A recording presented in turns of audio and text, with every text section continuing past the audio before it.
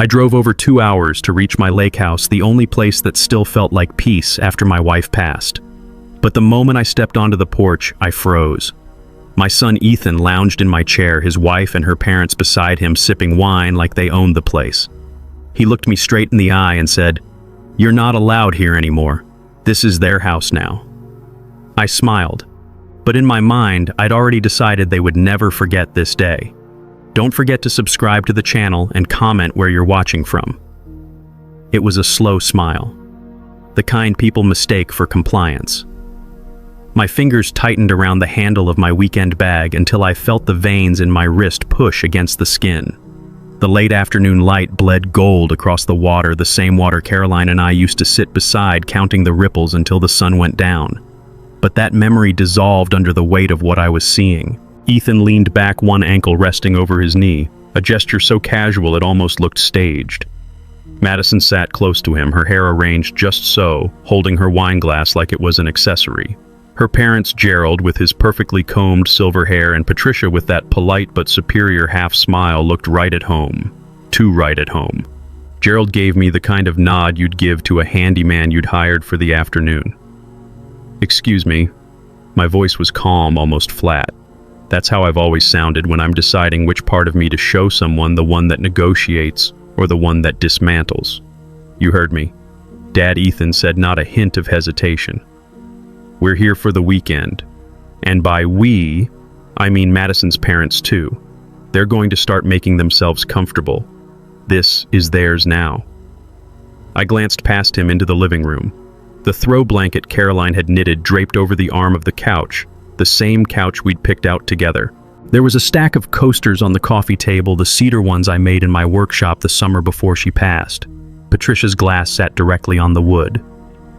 Since when I asked slowly, does something I own become someone else's without me knowing, Madison set her glass down. Since we decided it makes more sense this way. They need a place, Richard. You hardly come here. It's selfish to let it sit empty. Empty. That word hung in the air. I'd been here last month sanding the porch railing. The month before that, I'd replaced the screen door. But none of that mattered to them. It wasn't about us. It was about control.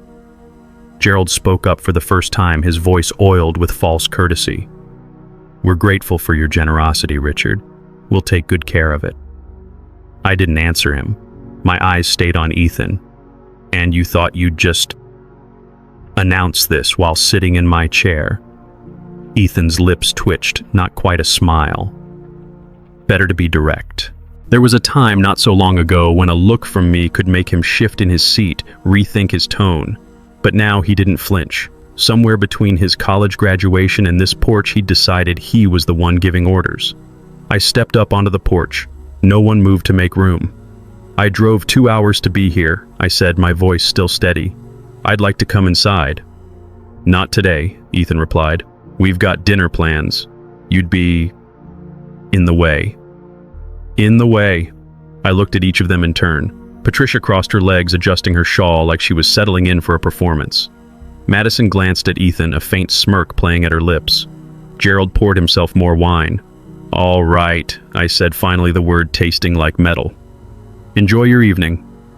I turned, walked back down the steps, and crossed the gravel drive to my car. The sound of their voices, Ethan's laugh, Patricia asking about the wine vintage, followed me until I shut the door. The engine started on the first turn, German precision humming under the hood. I reversed slowly, eyes catching one last glimpse of them on the porch. Ethan didn't watch me go. He was already back in conversation, already erasing me from the scene. The road away from Clearview Lake runs through a stretch of pine that always smells like rain, even on dry days. Caroline loved that smell. We used to drive this road with the windows down, her hair whipping across her face as she laughed at something on the radio. I gripped the wheel tighter. My son had just told me I wasn't allowed at the one place that still felt like her. And the worst part wasn't the audacity, it was how easy it seemed for him. No hesitation, no flicker of guilt. By the time I reached the highway, the sun was gone and the air had cooled. My phone buzzed on the passenger seat. I didn't check it, not yet. I wanted silence. When I pulled into my driveway in Phoenix, the dashboard clock read 9:14 p.m. The house was dark except for the porch light I always left on out of habit. Caroline had insisted on that. "A home should never greet you in darkness," she used to say. Inside, I set my bag down in the hall and stood there, keys still in hand. The quiet felt different tonight, not peaceful, empty. In the kitchen, I made coffee. I didn't need just to have something to do. I took it to my study, sat in the leather chair that had molded to my shape over the years, and stared at the framed photo of Caroline on the bookshelf. It was taken right there at the lake house, a summer evening, the sun behind her turning her hair into copper. I thought about what she would have said if she'd been on that porch with me today. Caroline didn't raise her voice often, but when she did, the air changed. She wouldn't have let Ethan get halfway through that sentence. The phone buzzed again. This time I picked it up. A text from Ethan. "Just so you know, we've decided the lake house will be theirs permanently. Don't come back. No explanation, no discussion. Just a line in the sand drawn over something he didn't own." I read it twice, set the phone face down and stared at the dark window. For 3 years since Caroline passed, I'd been the accommodating father, saying yes to every request, writing checks without question, showing up when asked and disappearing when not. I told myself it was for the sake of staying close to my only child, that maybe if I gave enough we'd hold on to some version of the family Caroline cherished. But families don't take what's yours and tell you you're not welcome. Families don't erase your name from the door of your own home. I took a slow sip of coffee. Somewhere beneath the sting of humiliation, something steadier began to take shape. Not anger, not yet. Something colder. I'd been in construction my whole life. I know about foundations, how to build them and how to undermine them without the structure even realizing it's failing. And I realized, sitting there in the dim light of my study, that my son had just given me a deadline without meaning to. They were there now. They'd stay as long as they thought they could get away with it. I glanced at the photo of Caroline again. She was smiling in that way that always looked like she knew something I didn't. "You'd want me to handle this my way," I said quietly. Outside, the street was silent. Inside, I set the coffee cup down, reached for a notepad, and wrote a single line. "They will never forget this day." It wasn't a vow made in heat. It was a blueprint.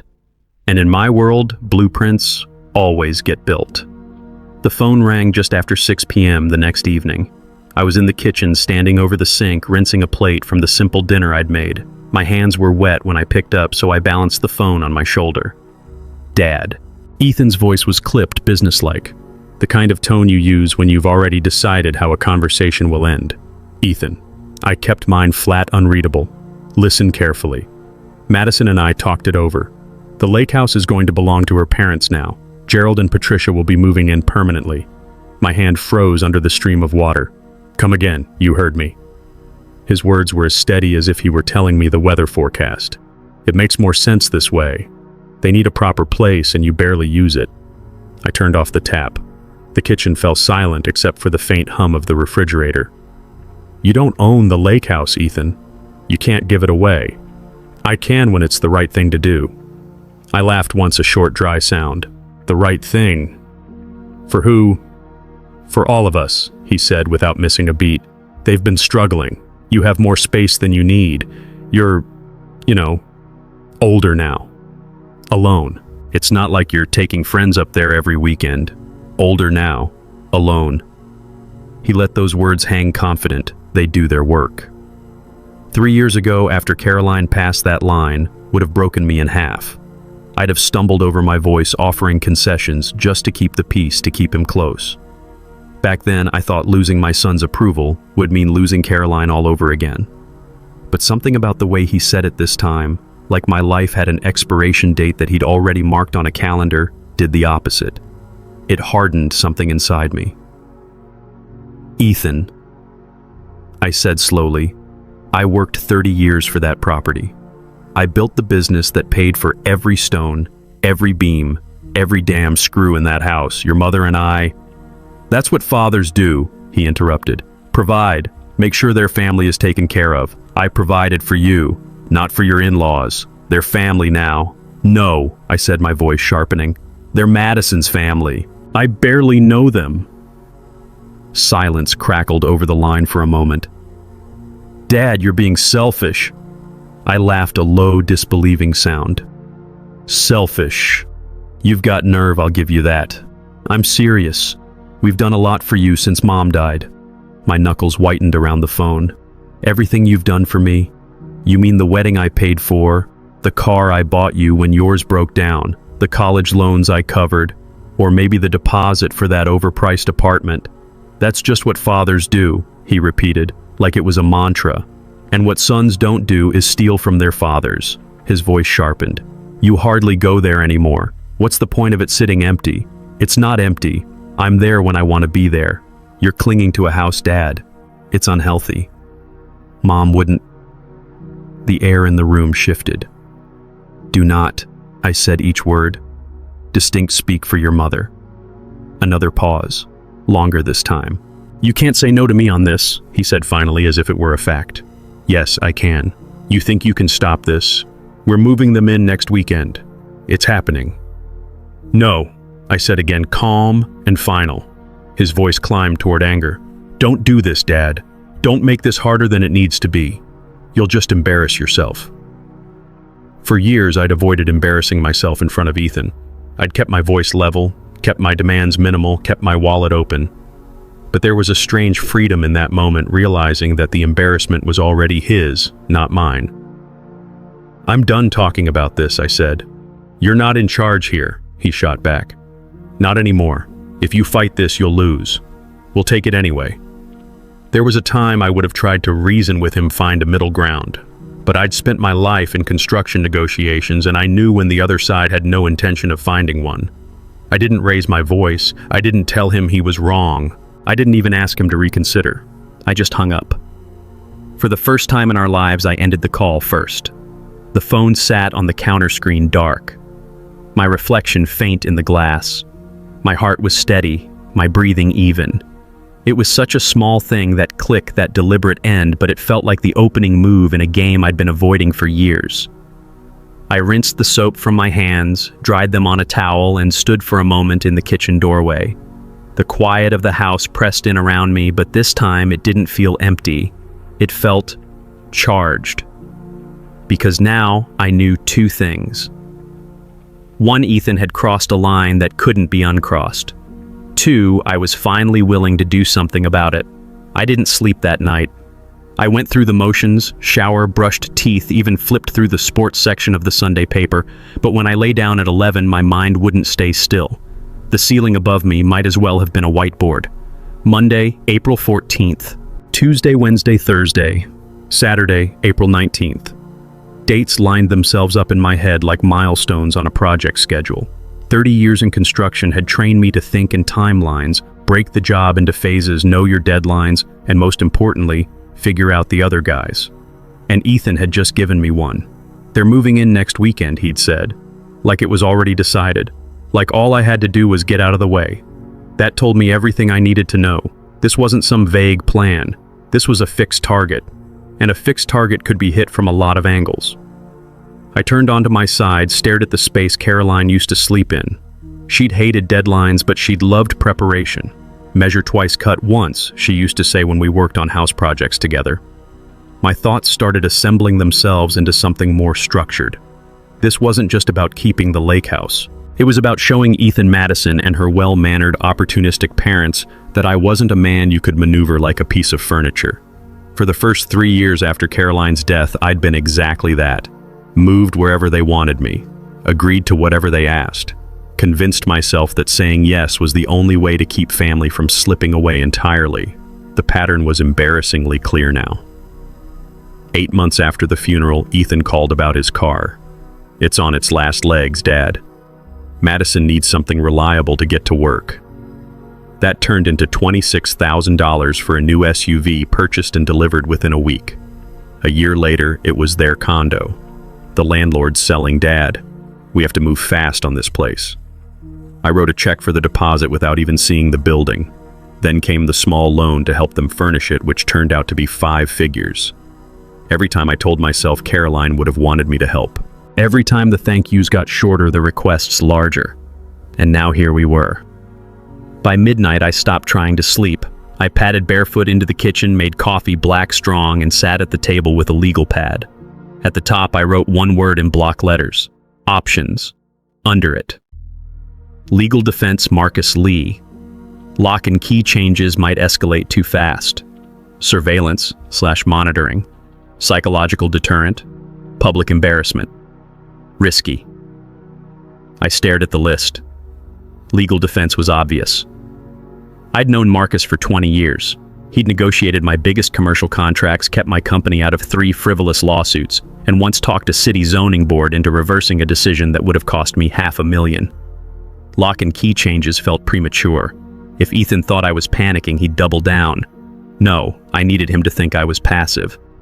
Surveillance. Now that had possibilities. Not just to watch them, but to control the environment. Psychological deterrent. That one made me smile for the first time in days. I'd used it in business before, subtle pressure that made the other party walk away thinking it was their idea. I looked at the word again, options. Then I drew a line through it and wrote advantages, because that's what this came down to. Rule 1, never negotiate from desperation. Rule 2, control the information. Rule 3, own the timing. I could almost hear Caroline's voice. You're building something again, aren't you? By 2 a.m., I had the skeleton of a plan. Phase 1, talk to Marcus, get the legal walls up before Ethan even smells concrete. Phase 2, install a system at Clearview that would make life uncomfortable for anyone who didn't belong there. Phase 3, let Ethan walk right into it. And all of it timed for the one advantage he'd handed me on a silver platter, the weekend deadline. At 6:45, the sun was just starting to push light through the blinds. I showered, shaved, and put on the same navy sport coat I wore for client meetings back in the day. Not because Marcus would care, but because I did. You dress for the work you're about to do. By 8:30, I was in Marcus Lee's downtown office. He stood when I walked in, his handshake as firm as I remembered. Richard, good to see you. Wish I could say the same, I said, settling into the leather chair opposite his desk. I've got a family situation. Property dispute. His eyebrows lifted slightly. Commercial or residential? Residential.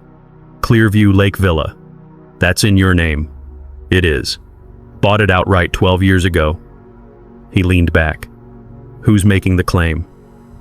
My son. Marcus didn't flinch, but his pen paused over the legal pad. Family disputes get messy. I don't want messy. I want airtight. We went through the basics: title deed, purchase history, and my will. Marcus outlined protections: review the deed, reinforce ownership with a trust if necessary, and create a clear record of any threats or coercion.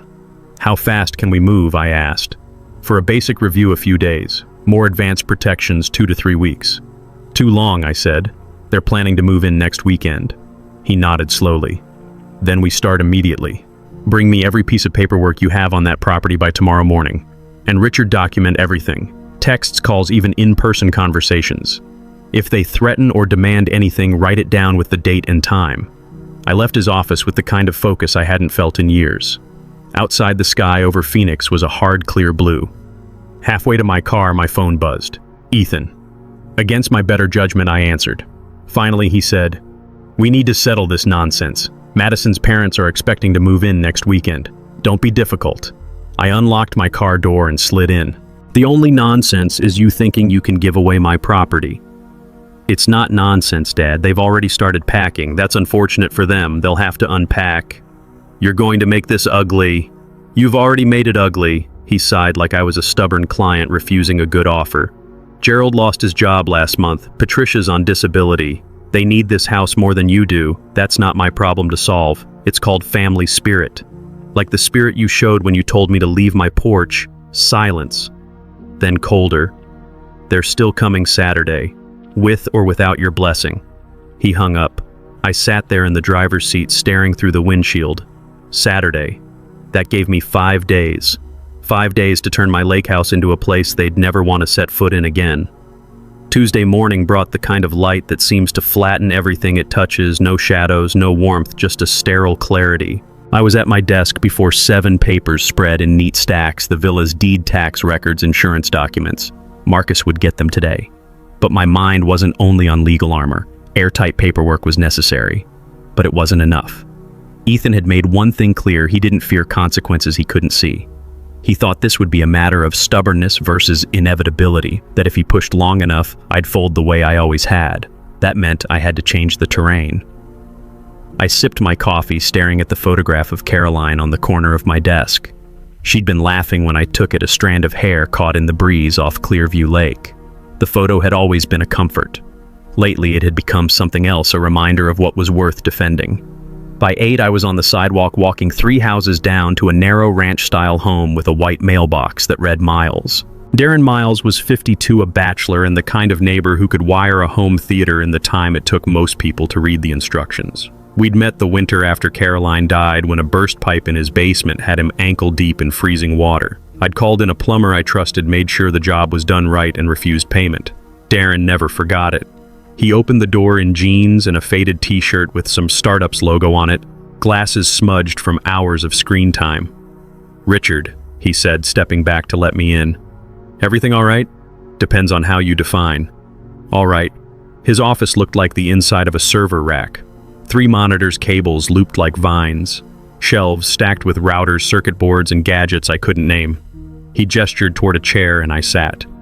"I need your help with a project." His eyes narrowed slightly, the way they do when he's trying to decide whether someone's serious. "What kind of project?" "The kind that involves motion sensors, lights, sound, maybe some visual effects. And it has to be triggered automatically when people enter a space." Darren leaned back, the hint of a smile on his face. "Like a haunted house." "Something like that. Except the goal isn't fun.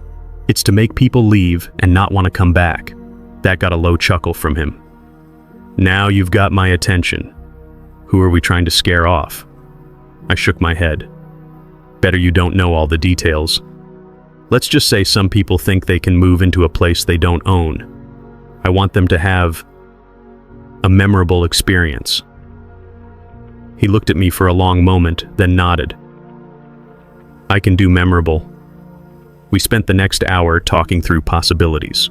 Motion detectors in every main room, programmed to trigger lighting sequences that would be disorienting but not dangerous. Speakers hidden in vents and behind furniture ready to play. Sounds, footsteps in empty hallways, doors creaking, whispers just below the level of comprehension. Projectors cast shadowy figures on the walls, and most importantly, a central control system I could operate remotely. "Can we add water activation?" I asked. "Showers, sinks, all on at once." Darren grinned. "Sure. I'll need to tie into the plumbing controls, but it's doable. And it's legal, all standard smart home functions, just creatively combined." By 10, his SUV was half loaded with gear, a stack of sensors no bigger than smoke alarms, rolls of programmable LED light strips, half a dozen compact projectors, and a tablet loaded with control software. He moved with the speed of a man who'd been waiting for an excuse to use all his toys at once. The drive to Clearview Lake took just under 2 hours.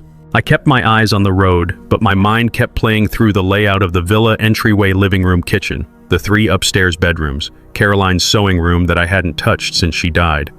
Every room would have its part in the performance. When we pulled up, Darren stepped out and whistled low. "Nice place," he said. "It's mine," I replied evenly, "and I intend to keep it." Inside, the air was still faintly scented with the cedar cleaner I'd used on the floors last month. It felt wrong to be there without Caroline, but today the wrongness was edged with purpose. We started in the entryway. Darren mounted the first motion detector above the door, syncing it to the tablet.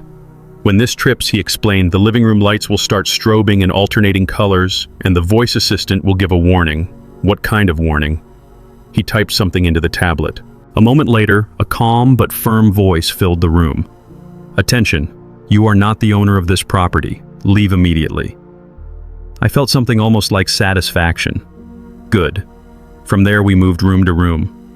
Upstairs, Darren positioned projectors to throw tall, shifting shadows against the walls, figures that seemed to move when you weren't looking directly at them. In the kitchen, he rigged the faucets to open on command, water gushing with a mechanical roar. Speakers went into corners tucked behind bookshelves under chairs. The sounds they would carry: random creaks, muffled footsteps, indistinct whispers would layer over one another until you couldn't tell what was real. "This all runs on a closed network," Darren said as he tucked cables behind a baseboard. "It's independent of the main Wi-Fi, so they can't just pull a plug or change a password." "Backup power?" I asked. He grinned. "Already covered."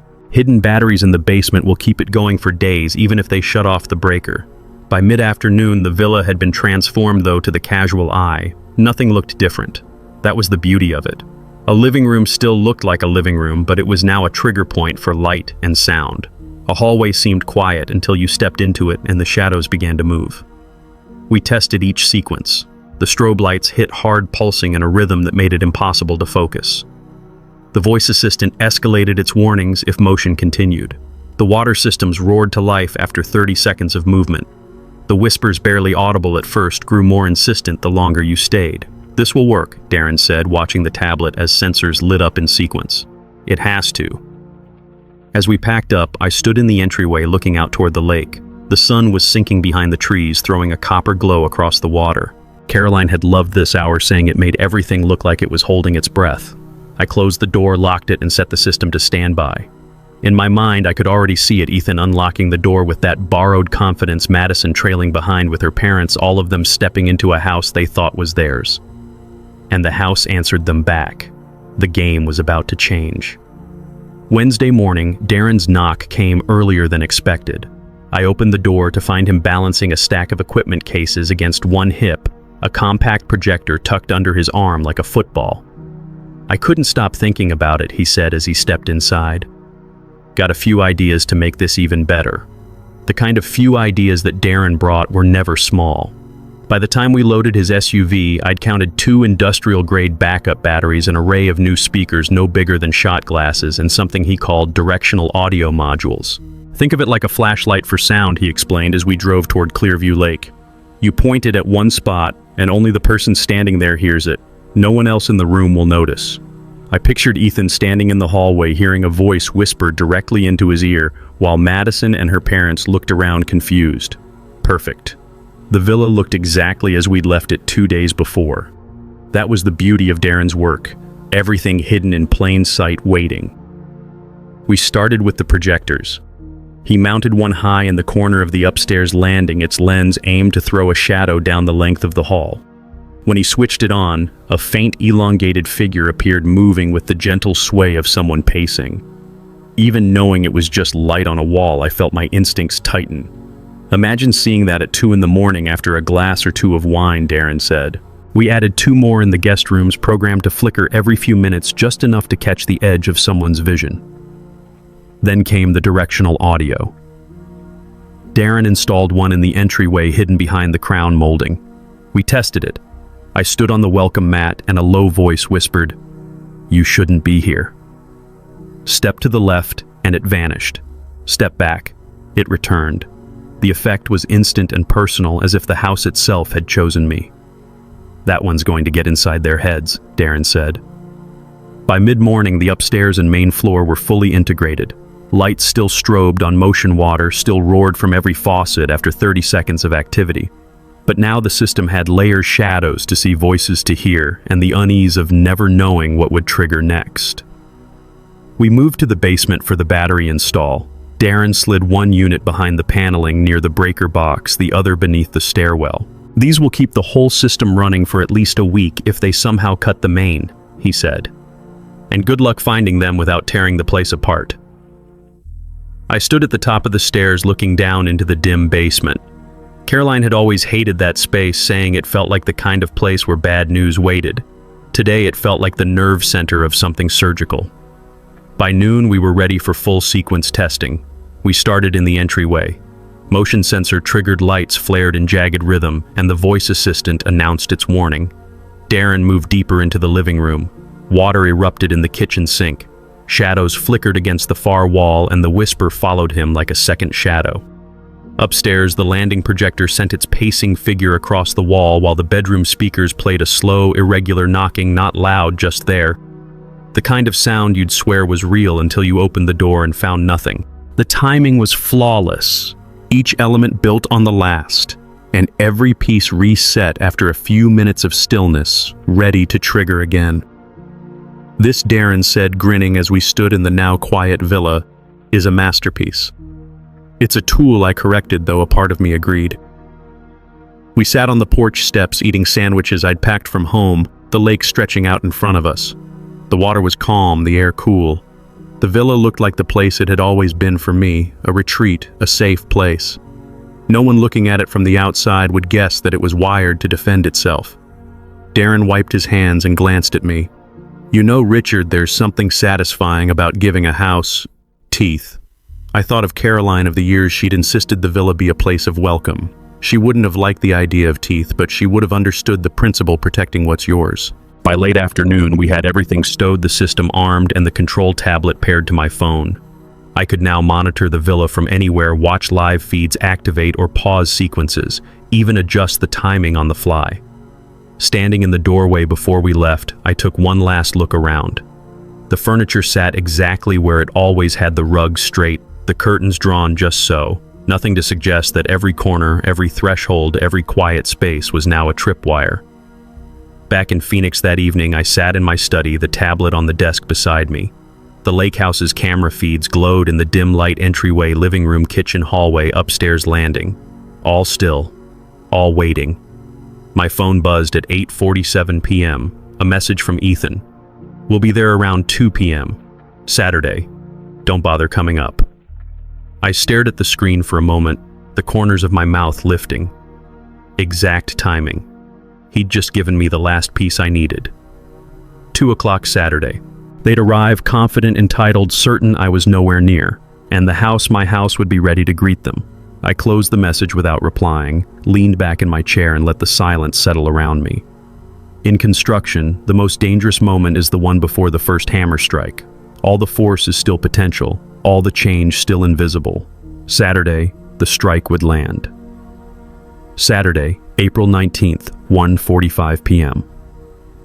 The camera feed from the entryway was quiet, the lake behind it like a pane of blue glass. I sat in my study 200 miles away, the control tablet angled toward me, my phone beside it. Every system in the villa was armed, sensors, primed audio-cued projections, loaded water controls ready. At exactly 2:02, a dark silver SUV appeared on the driveway camera. Ethan drove. Madison sat in the passenger seat, sunglasses pushed up into her hair. Gerald and Patricia filled the back seat, leaning forward like tourists, eager for the first sight of a landmark. They didn't pause to take in the view. As soon as the SUV stopped, doors opened and bodies spilled out, the rhythm of people who already believe they belong. Ethan walked around to the rear, popped the hatch, and began unloading bags. Madison directed from the side, pointing toward the porch like she was calling shots on a movie set.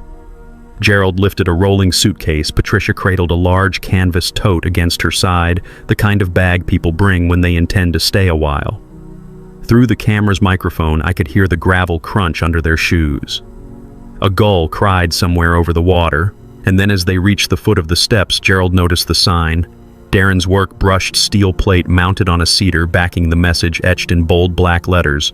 "Welcome to the house of the future. Enter at your own risk." Patricia stopped, first one hand tightening on her tote. "What's this supposed to mean?" Gerald leaned in to read. "Some kind of joke," Madison laughed lightly. "Oh, that's just Dad being weird. He's always doing stuff like this. Ignore it." Ethan didn't even look at the sign. "Come on, let's get inside." But Patricia wasn't having it. "I'm not walking past this thing. It looks ridiculous. It makes the place feel wrong." She reached up, gripped the mounting bracket and yanked. The screws tore free from the siding with a sharp metallic squeal. The sign clattered onto the porch. She nudged it aside with her foot. "There," she said, brushing off her hands. "First thing to go." I watched the steel plate settle on the plank, sunlight glinting off its edge. They climbed the steps, Ethan in front, Madison right behind him. Gerald followed with his suitcase, Patricia trailing, still wearing the small, satisfied smile of someone who believes she's already improved her surroundings. Ethan pulled a key from his pocket, my key copied from the spare I'd given him years ago, and slid it into the lock. The door opened without resistance. "Welcome home," he said over his shoulder, and led them inside. From my desk, I switched the tablet view to the living room feed. They came into frame one by one, their shoes crossing the rug Caroline and I had picked out on a trip to Santa Fe. Patricia's voice carried clearly through the microphone. "Oh, it's even nicer than I imagined." Gerald set his suitcase down by the stairs. "Feels like a proper home." Madison drifted toward the kitchen. "Let's figure out dinner. I'm starving." Ethan stood in the center of the living room, hands on his hips, surveying the space like a man inspecting a property he'd just bought. There was an ease in his posture I hadn't seen since he was a teenager, and back then it came from knowing his parents would handle whatever he broke. I let them move freely for the next hour. Gerald explored upstairs. Patricia rearranged the couch cushions. Madison poured herself a glass of wine from the bottle she'd pulled from her bag. Ethan fiddled with the thermostat. Every so often one of them would pass a motion sensor. The tablet would light up noting the activation, but I didn't trigger anything. Not yet. Let them get comfortable. By 8:30 that evening, the sun had gone down over Clearview. The upstairs landing camera showed Gerald in pajama pants heading toward the guest room. Patricia was already in bed, a paperback open in her hands. Madison was in the kitchen rinsing dishes. Ethan sprawled on the couch, phone in hand, scrolling through something with the faint, self-satisfied smirk of a man who thought the day had gone exactly his way. I waited until the villa's sound profile, a graph on the tablet showing ambient noise, had dropped to near silence. 10:03 p.m. From my chair in Phoenix, I leaned forward, tapped the icon on the tablet's main control screen. Execute full sequence. The system came alive in less than a second. Lights in every room began strobing, not the gentle pulse of a club, but sharp, disorienting flashes in alternating red, blue, and white. Upstairs, projectors threw the pacing shadow across the hallway wall. Downstairs, speakers whispered just above the edge of hearing, "You shouldn't be here. You shouldn't be here." In the kitchen, water gushed from the faucet, splattering against the stainless steel sink. The bathroom showers roared to life, steam already clouding the upstairs landing. The landing camera caught Gerald stumbling into the hall, one hand shielding his eyes from the flashes. Pat. Pat. What the hell is going on? Patricia's voice floated from the guest room, high and sharp. Gerald.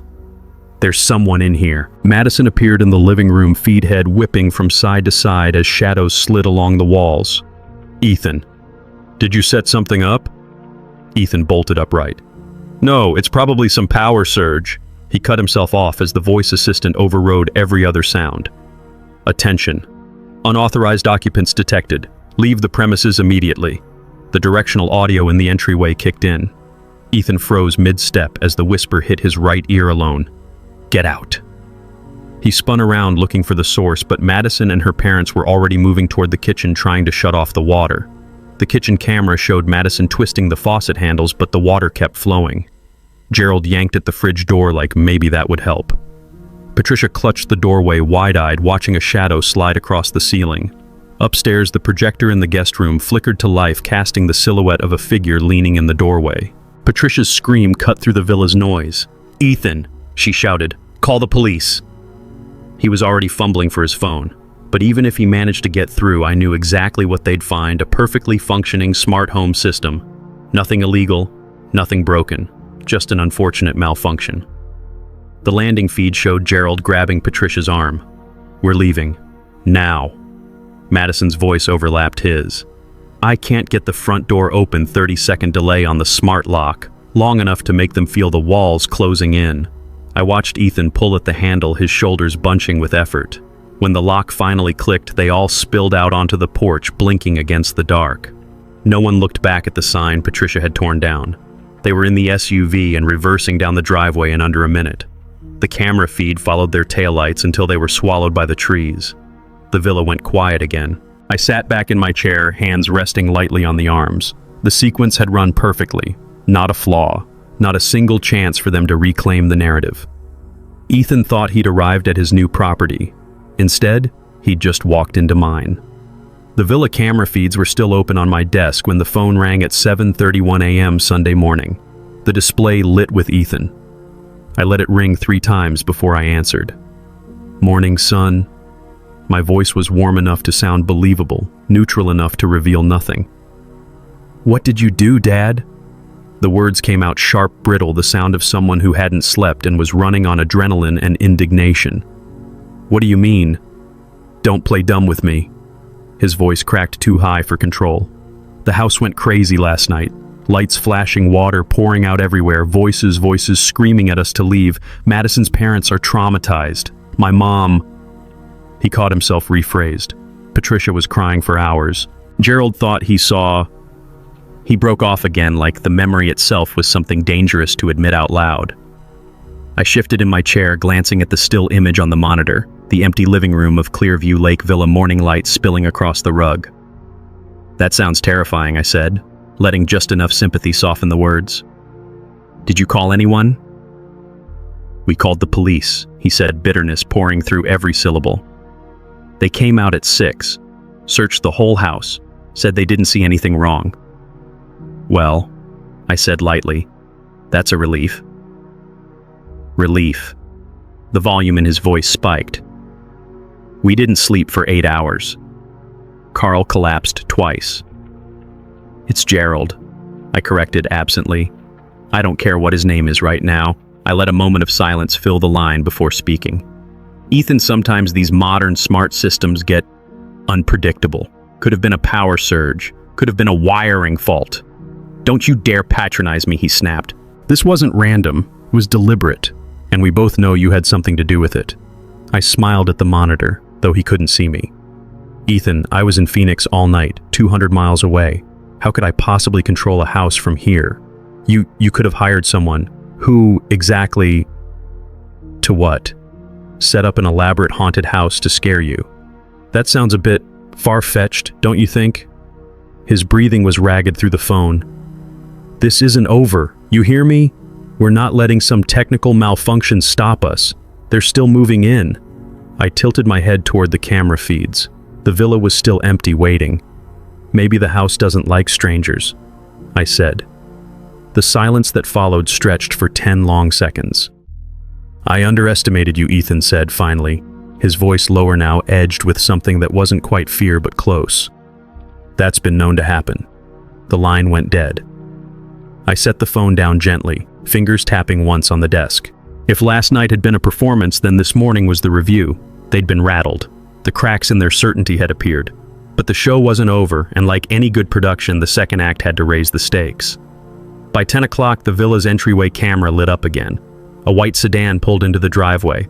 A man stepped out carrying a heavy black toolbox, the kind locksmiths use. I leaned forward, adjusting the angle for a better view. Ethan was with him, gesturing toward the front door with exaggerated frustration. The locksmith bent to examine the lock, then looked back at Ethan, shaking his head. The audio feed caught the exchange. "These aren't regular locks, sir," the locksmith said. "They're integrated smart systems. Biometric scanners, wireless connectivity, backup power supplies." "Can't you just replace them?" Ethan asked. "Not without reprogramming the entire network." "And that's not my area." The man closed his toolbox with a decisive snap.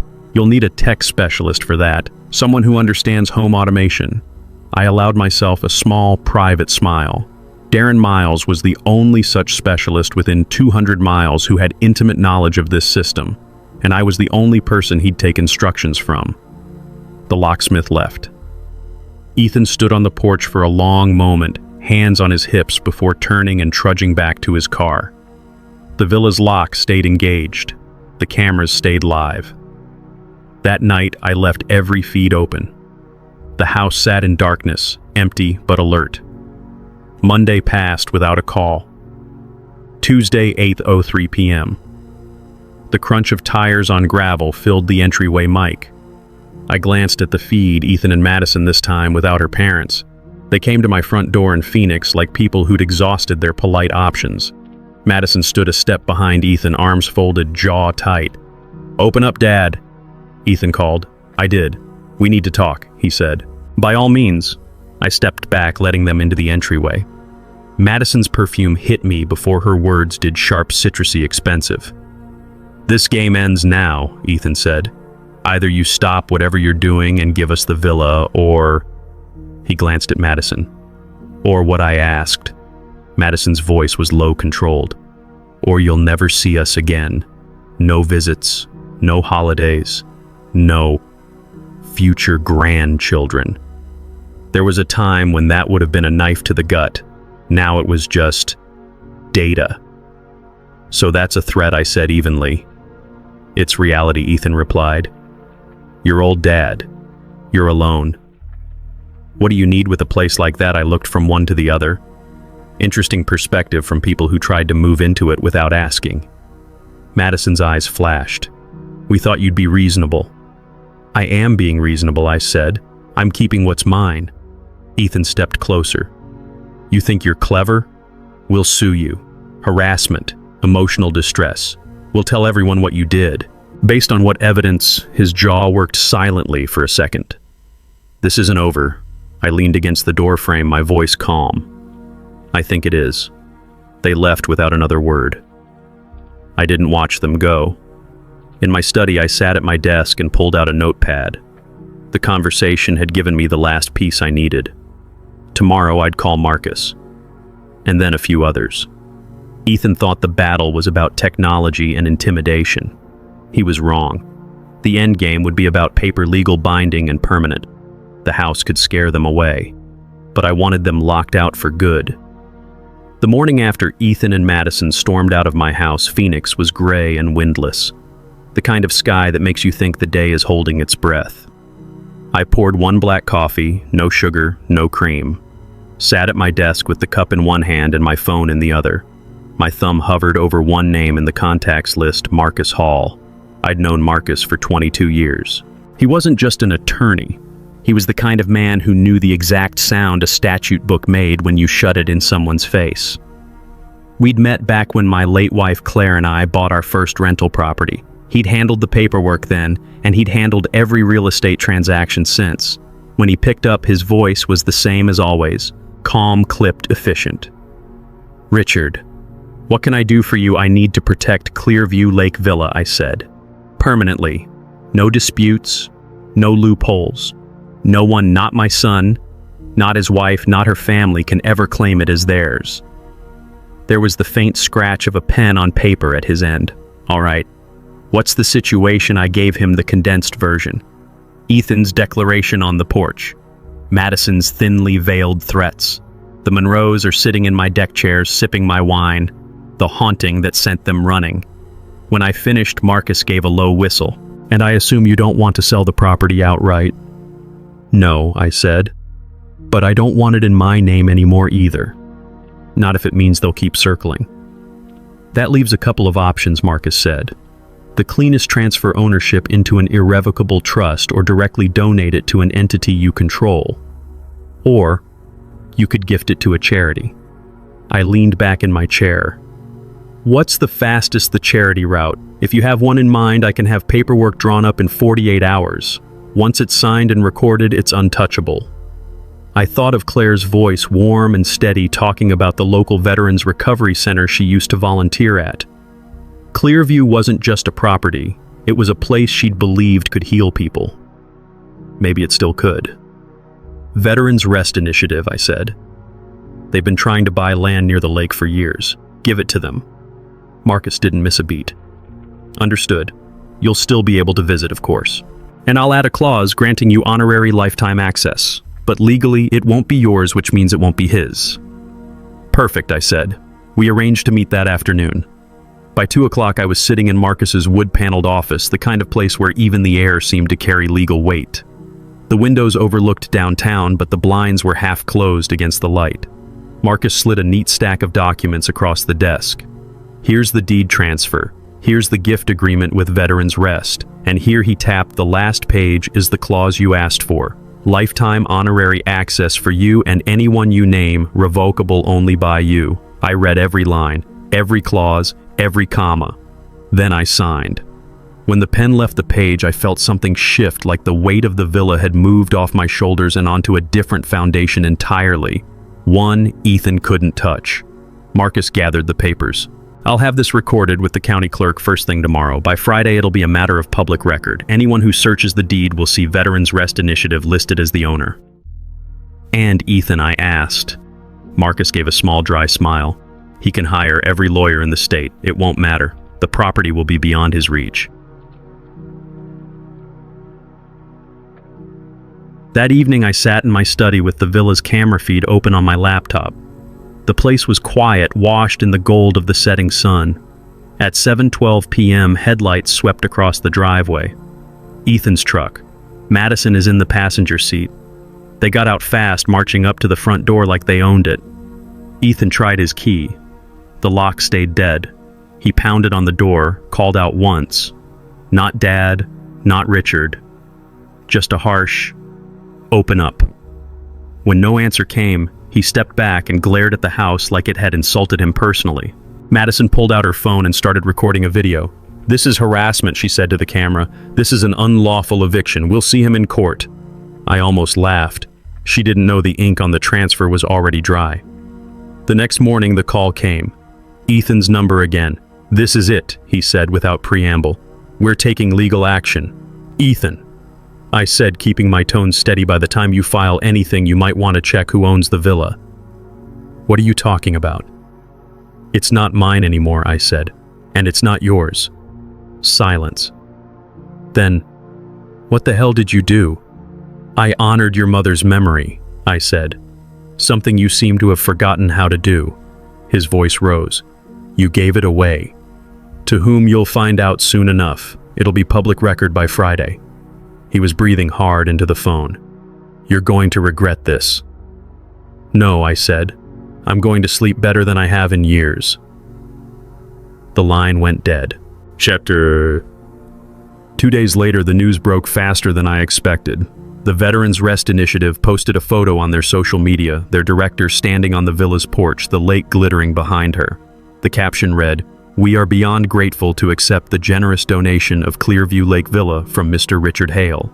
This retreat will serve as a place of healing for veterans and their families for decades to come." The local paper picked it up. So did a couple of online outlets. By noon, my phone was buzzing with calls and texts, not from Ethan, but from people I hadn't heard from in years, all offering congratulations or curiosity.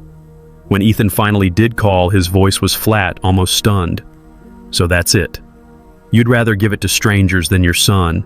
I'd rather give it to people who'll respect it," I said. "You've destroyed this family." "No," I said quietly. "You did that yourself." There was nothing left for him to say after that.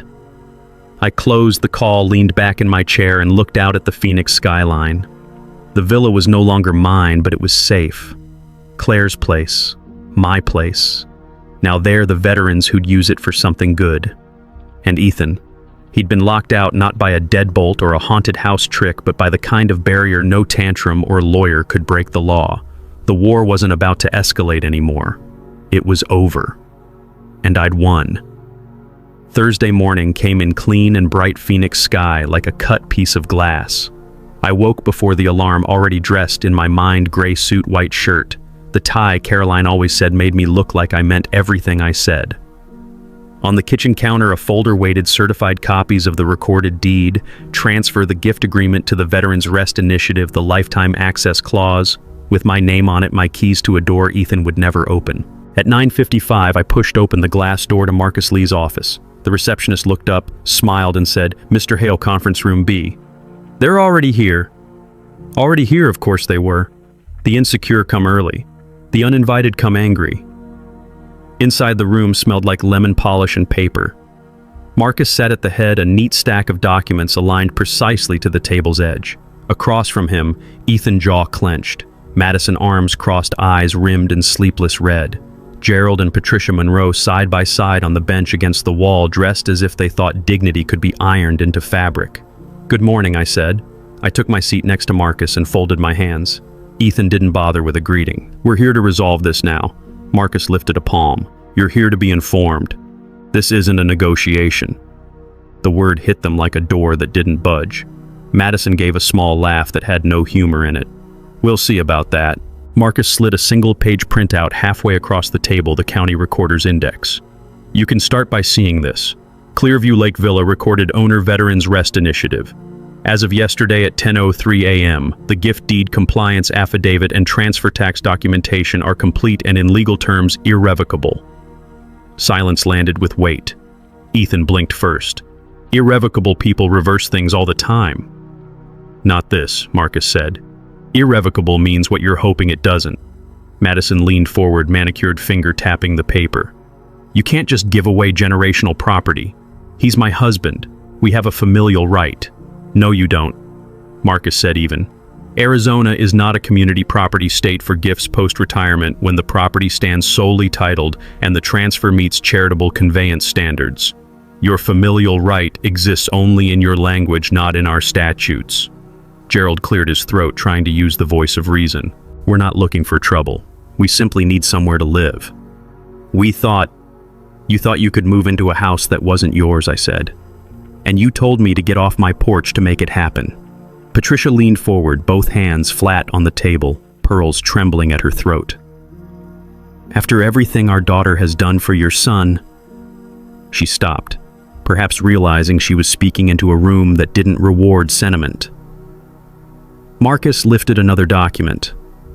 There's also this, a notice of no trespass and cease harassment on behalf of Mr. Hale and the Veterans Rest Initiative. If any of you enter the premises at Clearview Lake without Mr. Hale's express written invitation as holder of lifetime access, you will be in criminal trespass. If you continue the calls, texts, or unlawful pressure, we will pursue remedies. Ethan scoffed. Lifetime access. So he gave it away and kept it. He donated the property, Marcus said, and reserved a donor access privilege for personal use at the charity's discretion. That's perfectly lawful. He can stay there whenever the villa is not reserved for program use. You, however, have no right to set foot inside. Ethan's mouth opened and closed. So he wins, he said finally bitterly. Is that the big performance? Drag us down here to watch him win? His eyes came to me. You'd rather give it to strangers than your son. I'd rather give it to people who understand what a home is, I said. It isn't leverage, it isn't a tribute, and it isn't a punishment tool for a grieving father. A thin thread of red climbed Madison's neck. This isn't over. We'll tell people what he did to us. We'll tell them about the... She stopped herself on the word house as if the memory of that night could still reach her throat. Marcus didn't blink. Tell them anything you like. The public record will tell them something else about a donor who gave a lakeside property to veterans for healing retreats. Journalists called this morning. You may have noticed the photos. Ethan shot a look at Madison, so there it was. They'd seen the posts, the comments, the little blue hearts that never land on the people you want them to. Patricia's voice, small, now touched the air. We didn't mean harm. We thought it made sense. He's alone. He doesn't even use it. I looked at her without anger. I thought of Caroline, of the way she would straighten a place setting with 2 fingers gentle and uncompromising at once. I use it, I said. I use it to remember my wife. I use it to sit with the water and my quiet. And if I didn't use it at all, it still would not make it yours. Marcus reached for the final set of papers and fanned them face up for their eyes. To avoid further confusion, here are certified copies of the gift deed and the donative intent letter. Here is the recorded notice of donor access for Mr. Hale, and here are letters addressed to each of you memorializing today's warning. Ethan stared at the pages as if they were written in a language he didn't study. You planned this. Not at the start, I said. But the moment you told me I wasn't allowed at my own home, you taught me how this was going to end. He pushed back from the table so fast the chair legs screeched. You've destroyed our family. I'm enforcing a boundary, I said. Family survives boundaries. It dies in their absence. Gerald stood 2 palm up in a gesture I once saw a foreman use to beg a storm for mercy. Can we at least discuss a transition time to arrange something else? Marcus slid a slim white envelope across the table to him. A check from Mr. Hale to Veterans Rest Initiative in your name, Gerald and Patricia, marked for relocation assistance vouchers. The charity will issue it back to you in service credits with their partner housing organization. It won't buy a Lakeview. It will buy time. Patricia looked at the envelope like it might bite. We don't want his charity. I met her eyes. You wanted my charity at the lake. Madison's voice tried to find its confident register and didn't quite get there. Are we done? We are, Marcus said. Unless you'd like a copy of the law that explains irrevocable one more time. Ethan flinched as if the word hit him between the eyes. Then he turned for the door, hand on the handle, and stopped. He didn't look back when he spoke. You know what the worst part is? I keep hearing Mom's voice telling me to be better than this. and I kept thinking that voice would get quieter if I pushed hard enough. He swallowed. It didn't. The door opened and shut. They went out in a line that wasn't a family anymore, just 4 people bound by a shared loss and a failed plan. When the room was empty, Marcus gathered the papers with the same neat precision he'd laid them out. "You executed perfectly," he said. "Paper walls," I answered. "They look thin until you walk into one." He almost smiled. "What will you do now?" "Drive," I said. "There's a place I haven't visited properly in months." The road to Clearview ran the way it always had, through scrub, then pines, then that first flash of water that could still take the air out of my chest. I pulled into the gravel drive just as the afternoon light turned the lake into hammered copper. On the porch, a woman waited, hair pulled into a low knot, clipboard in hand. She stepped forward with a professional smile that carried something warmer under it. "Mr. Hale, I'm Dana Ortiz, Program Director for Veterans Rest." We shook hands. "I thought we'd keep the dedication small," she said. "You'll have your time here, and when our clients come up, well, they'll have theirs." Inside the house had the quiet of a place between seasons. No tech teeth anymore, the projectors gone, the speakers boxed and returned to Darren with a thank you and a bottle of bourbon he'd pretend he didn't earn. The air held only wood and soap and the last echo of a fight that would not be staged here again. Dana walked the rooms with me, listening as I told her where Caroline liked to read, where the morning light landed in winter, how the kitchen drawers stuck when the barometer fell. She took notes like a steward, not a guest. "We'll bring a small group next month," she said softly. 5 couples to start, space to breathe, to stop bracing for phone calls. "Good," I said. "That's what this house does." We were standing at the window that looked out on the dock when the tires touched gravel outside. I didn't need a camera feed to know that sound. "You expecting someone?" Dana asked. "No," I said, "but I expected this." The knock came quick and hard enough to rattle the deadbolt. I opened the door only because I chose to, not because anyone on the other side had the right. Ethan stood on the porch alone, sunlight bleaching his face into something nearly young again. "You drove fast," I said. He glanced past me, taking in the empty living room, the same room that had moved and whispered and sent him running. "Is it true?" he asked. "About the veterans?" "It's true," I said. "It's done." He looked down at his shoes, then up at me. I said awful things. "You did." I agreed. He took a breath like he wanted to apologize and couldn't organize the words. "Madison." He stopped. "We thought if we pushed hard enough, you'd become the man you remember from 3 years ago," I said. "The one who mistook kindness for surrender." His eyes flicked. He took a half step back. "Do you hate me?" "No," I said, "but I stopped letting you make me small." He swallowed, nodded, and for a second I saw the boy who used to drop a baseball in the driveway and look at me to say we'd find it together if it rolled under the car. "What happens now?" he asked. Behind me, Dana coughed softly, a reminder that this wasn't our house anymore. It was now a place with a mission bigger than both of us. "Now," I said, "you go home. You figure out what you want to be besides entitled. Then one day, if you can come into a room without looking for an angle, you call me. Until then," I gestured to the lake. "This place is busy." "Busy," he repeated, as if the word might make room in him somewhere. He looked past me once more, then shook his head at something in himself, turned and walked back to his car. I watched the taillights carry him away down the ribbon of road. Dana stood beside me, the comfortable silence of people who understand that victory doesn't always throw confetti. "You okay?" she asked. "Better than okay." I stepped onto the porch, let the air find me. "I'm done apologizing to people who want what's mine." She closed her clipboard. "There's one more thing," she said. "Our board approved a plaque for the entry understated. Just a line. Given in memory of Caroline Hale, may this house be a quiet kind of healing. Only if you approve it." I didn't answer at first. The lake moved like breath. The pines shifted and clicked. "She'd like that," I said. "Quiet kind of healing." Dana smiled. "Then we'll set it."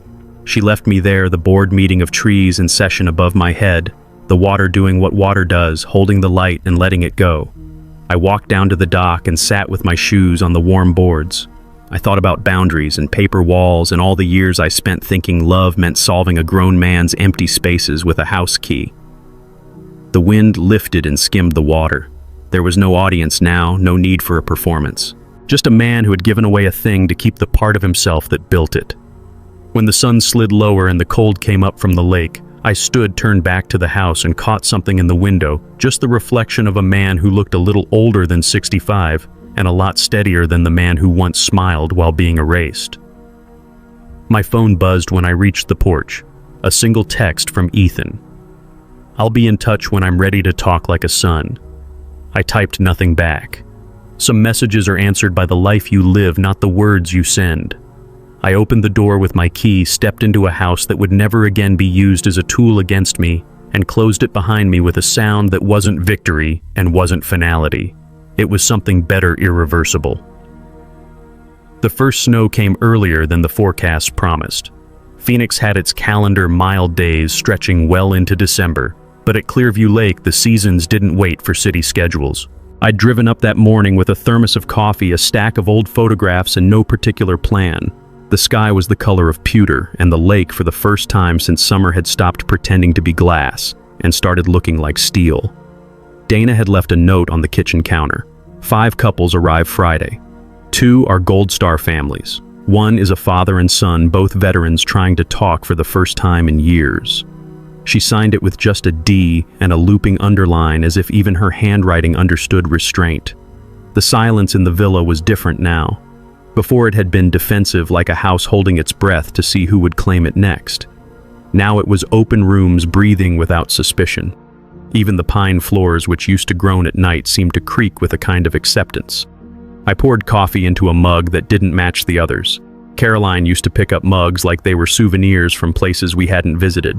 This one was chipped on the rim, the kind you keep not for its perfection, but for the way your hand remembers it. I walked down to the dock, the air sharpening with each step. The cold came up through the boards, not unpleasant, just honest. Across the lake, a line of smoke curled from a chimney, pale against the slope of snow-patched pines. I thought of Ethan, how he had stood here last time, searching my face for something he couldn't name. It had been 6 weeks since the meeting at Marcus's office. I hadn't heard from him beyond that single text, "I'll be in touch when I'm ready to talk like a son." I didn't expect an update. Readiness is like thaw. It comes when it comes, and no amount of staring at ice will make it melt faster. Still, I'd kept my phone on during these trips, not because I was waiting, but because silence, too, can be a kind of conversation. The crunch of tires on gravel broke the quiet. I turned, half expecting Dana, but the truck was older, an early 2000s Ford Paint dulled by sun, but still moving with purpose. It stopped halfway up the drive. The door opened, and a man stepped out. It wasn't Ethan. The man was taller, broader in the shoulders, with the wary posture of someone unused to walking onto another man's property without an invitation. He wore a plain brown jacket frayed at the cuffs, and his hair was threaded with early gray. "You're Hale," he called.